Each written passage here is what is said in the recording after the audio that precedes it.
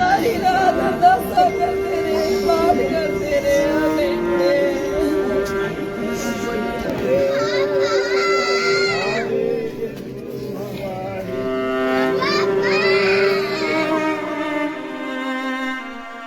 उत्तर प्रदेश के बरेली च भयानक सड़क हादसा वापरिया, जिथे कि हादसे विच पिता समेत 2 पुत्रां दी मौत हो गई।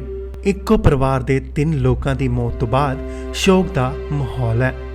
दस कि पटियाला शहर के आनंद नगर एक्सटेंशन विच रहने वाले परमजीत सिंह चड्डा अते उन्हां दे पुत्रां दी बरेली नेड़े फतेहगंज टोल प्लाजा विखे सड़क हादसे च मौत हो गई, जबकि उन्हां दी पत्नी अते बच्ची बुरी तरह जख्मी हो गए। इस घटना नाल पूरे शहर च सोग दी लहर देखने मिल रही है।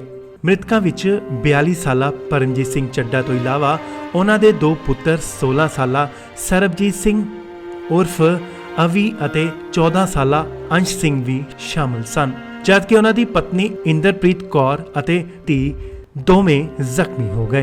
परमजीत सिंह अते परिवार समेत बरेली विखे एक विआह समागम च शामिल होने लई गया सी अते उन्हां दे कुछ होर रिश्तेदार भी सन ते बीती रात जदों ओह विआह समागम तो वापस आ रहे सी तां कार दे टायर विच हवा घट होण ते जदों हवा भराउण लई फतेहगंज टोल प्लाजा कोल रुके कि पिछों तेज़ रफ्तार नाल टैंकर आया, जिसने पहला परमजीत सिंह चड्डा दी गड्डी दे पिछे उन्हां दे रिश्तेदार दी भी खड़ी गड्डी नूं फेट मारी ते फिर हवा भराउण लई गड्डी दे बाहर खड़े प्यो पुत्तां नूं दरड़ दिता अते उन्हां दी मौके ते मौत हो गई। हाँ जी, की नाम है जी? मेरा नाम सतवंत सिंह चड्डा है, मैं बरेली रहता।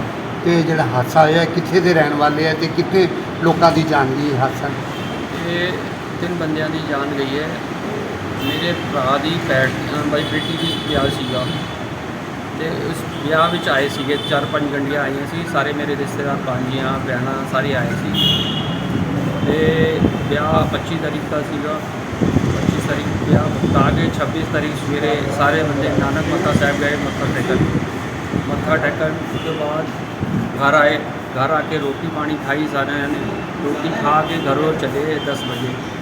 उसके बाद थोड़ी 20 किलोमीटर से टोल प्लाजा आएगा, फतेहगंज पश्चिमी थाना लग जाएगा, उत्थे टोल प्लाजा आएगा तो उत्थे थोड़ा जिहा पहले ही टोल प्लाजा तो पहले फास्ट ट्रैक वाले काउंटर लगे हुए हैं। उत्थे इन्होंने गड्डी रोक के फास्ट ट्रैक का रिचार्ज कराने की करी सी तो बंदे उतर ही इस रहे थे कि पीछे आके पिछों ट्रक आया, ओवरलोड ट्रक सीगा, बहुत माल भरिया सीगा, डाले तो 5 फीट उत्ते तक पन्नी बंदी हुई सी ते बड़ी लापरवाही नाल ड्राइवर गड्डी चला रहा सीगा।